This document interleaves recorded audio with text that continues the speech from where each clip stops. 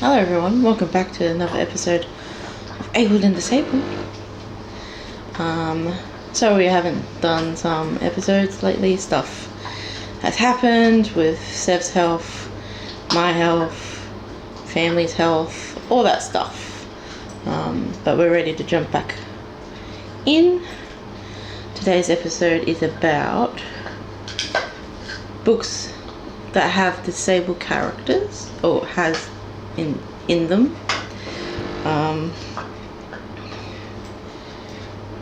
Now, before we jump into the books themselves, it's important to recognize that disability representation in literature has evolved quite a lot over time. Historically, disabled characters have often been portrayed as either tragic figures or in some cases as characters who need to be fixed. But recently, we've been seeing more stories that approach disability with nuance,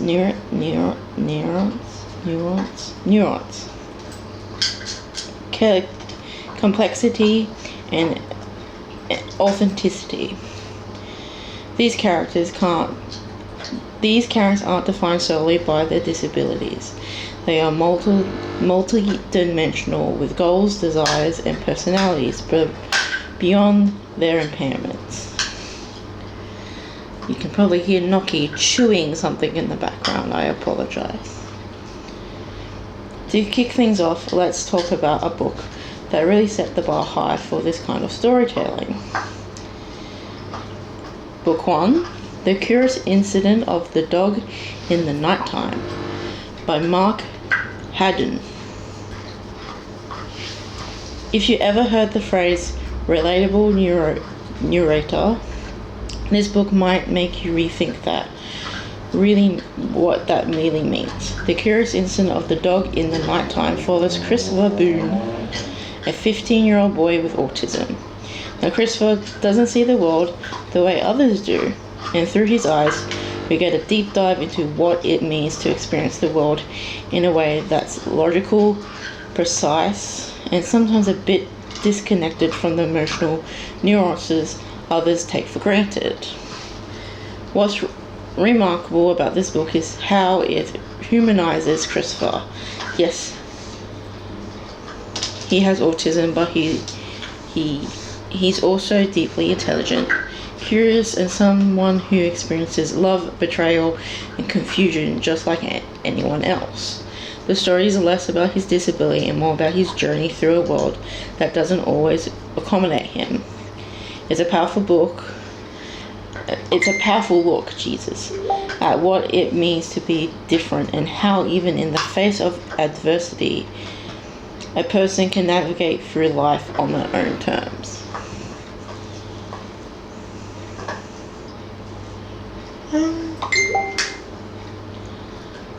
Sev's popular. Next up, let's move to something that explores a different kind of disability, one that has a profound emotional and physical impact. Book 2, Me Before You by Jojo Moyes. Now, Me Before You is a novel that can be quite polarizing. The story follows Louisa Clark, a quirky and upbeat woman who becomes the caregiver for Will Traynor, a man who has been left paralyzed after a motorcycle accident. The novel centers on their unlucky friendship and the complexities that arise from Will's desire to end his life, given the limitations imposed on him by his disability. This book dives into questions of quality of life, independence, and love. Will's perspective as someone who has gone from being fully independent to being dependent on others is depicted in a raw and unapologetic way. It raises a lot of ethical and philosophical questions about disability. But more importantly, it shows that a person's worth is not defined by their physical abilities or lack thereof. Me Before You is both a heartbreaking and thought-provoking read that challenges us to think about choices people with disabilities might face. Now let's talk about a novel that brings the theme of self-acceptance and friendship to the forefront, especially when dealing with physical differences. Book 3, Wanda by R.J. Pellico. Wanda is a book that has been on many reading lists since it was released, and for good reason. It tells the story of Angie Pullman, a young boy born with severe facial deformity. As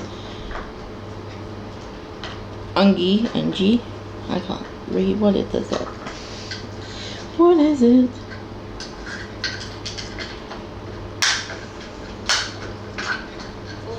Augie starts attending school for the first time. He faces challenges with bullying, acceptance, and the desire to fit in. What makes Wanda so impactful is how it doesn't just focus on Augie's experience. Jesus. It also gives us insight into the lives of people around him, from his sister to his friends.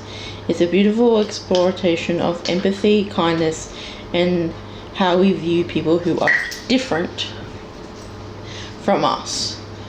Augie's disability doesn't define him. He's a brave, forethought, and humorous character, and Wanda teaches us that it's the heart of a person, not the appearance, that matters the most. Moving on, let's talk about a book that highlights a disability that's often not discussed in mainstream literature. Out of My Mind by Sharon M. Draper, which is now a show. No, it's a movie on Disney. And it's a good movie. Out of My Mind is a story of Melanie Brooks, an 11-year-old girl with cerebral palsy. Melanie is incredibly intelligent, but her disability has left her unable to speak or communicate in ways that others can understand. The novel takes us into Melanie's mind, showing us the world from her perspective, her frustrations, her dreams, and her triumphs. What's so powerful about this book is that it centers on Melanie's voice, something she has been desperately trying to express. The story is a celebration of her determination and intellect, and it emphasizes the importance of recognizing that those with disabilities, especially non-visible ones, have rich inner lives that are often overlooked by others. This book is a beautiful reminder that everyone deserves a chance to be heard and understood. And lastly, I want to share a unique and heartwarming story that deals with intersection of disability and friendship. El Defco by C.C. Bell. El Defco O is a graphic memoir by C.C. Bell, which recounts her childhood experience growing up deaf. The book is told through the lenses of C.C.'s superhero persona, El Defo, and it deals with her adventures, challenges, and feelings of being different from her classmates. C.C.'s sense of humor and resilience come through in every page, making this an incredible, enjoyable read. Even while tackling the difficult topics of isolation and acceptance. The beautiful El Defo is that it brings disability to life in a way that is both educational and deeply personal. C.C. Bell has created a story that's not just about her deafness, but about the human experience of learning to navigate the world while being true to yourself. There you go. I wrote down something else. Where is it? Where did I put it?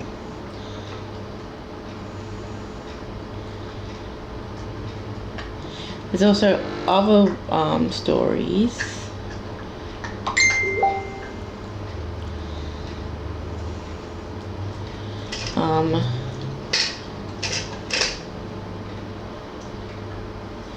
The Fault in Our Stars by John Green. The novel tells the story of Hazel and Augustus, two young people who bond over their shared experience with illness, love, and loss. The Knife of Never Letting Go by Patrick Ness. Set in a dystopian world where everyone can hear each other's thoughts, Todd's journey becomes a race to escape a dangerous truth. Six of Crows. A fast-paced fantasy novel that includes a diverse cast of characters, including those with physical and emotional challenges. A Song for a Whale. Iris is passionate about technology and dreams of helping a whale who communicates in a way that no one else can understand. Steelheart. A mix of science fiction and superhero elements, the story is set in a world where ordinary people gain superpowers and use them for good or evil. Megan's disability doesn't define her, but is part of her identity.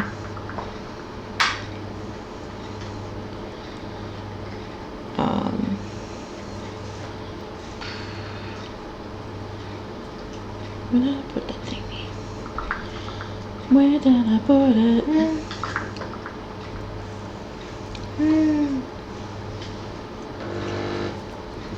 So those are just a few examples of many incredible books out there that feature disabled characters.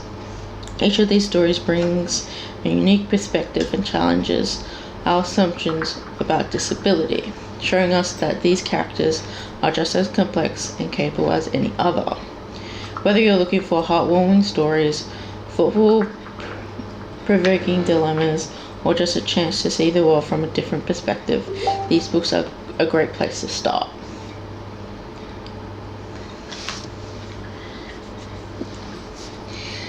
Is there anything you'd like to add? Hi, Baba Girl. Hi, Baba Girl. Nookie, nookie, nook. Come here, come on. No, don't lick Mom's face.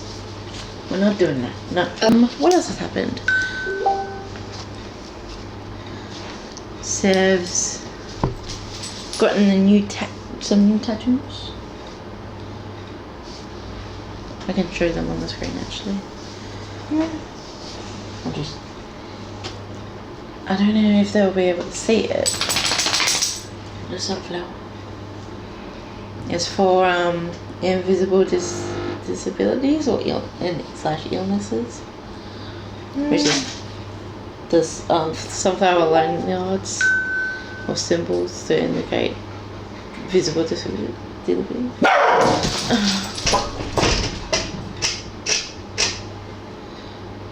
Why, puppies?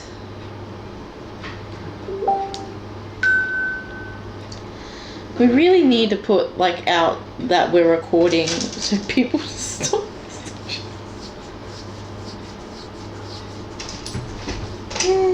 Oh, maybe she can't come.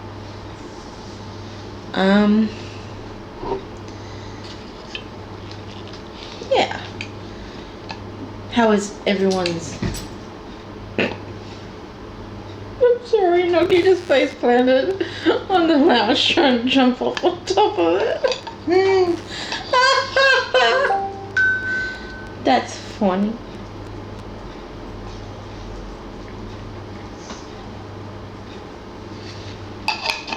I shouldn't laugh, but that's hilarious.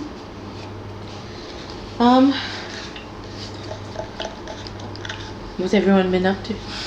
How was everyone's Christmas and holidays and New Year's? Hi, Cannoli. Come on. It's Cannoli. Say hi, Baba. So funny. It's so funny. That's our own neck. Huh? It's a good boy.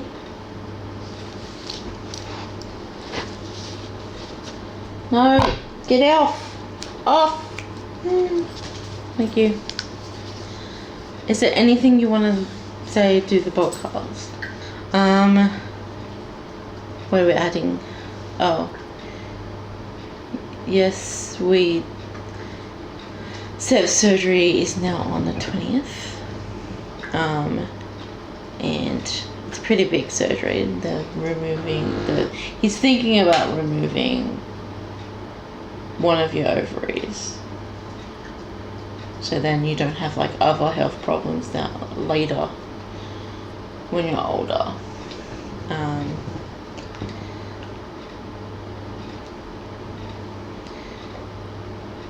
what else?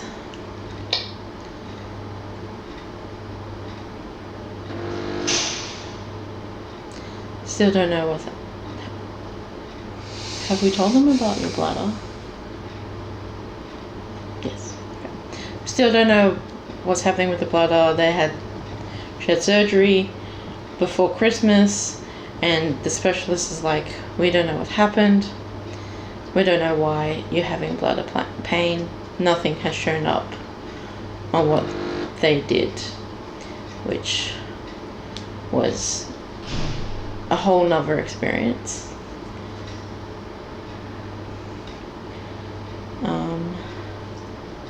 With that hospital, the head anaesthetist of that surgery. But that's for another video later.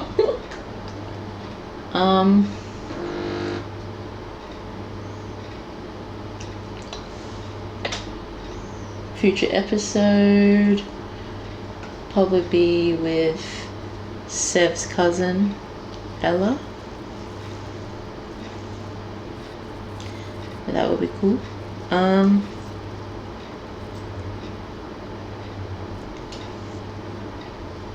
Which we were talking about. What are we talking? PCOS or something else?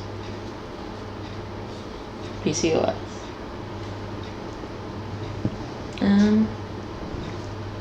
What else? That's it.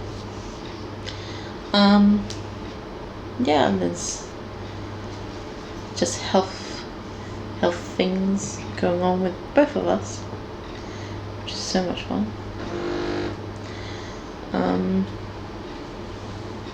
Don't forget to like, comment, share, and subscribe. Check our socials down below in the description. Stay pink and yellow. Bye.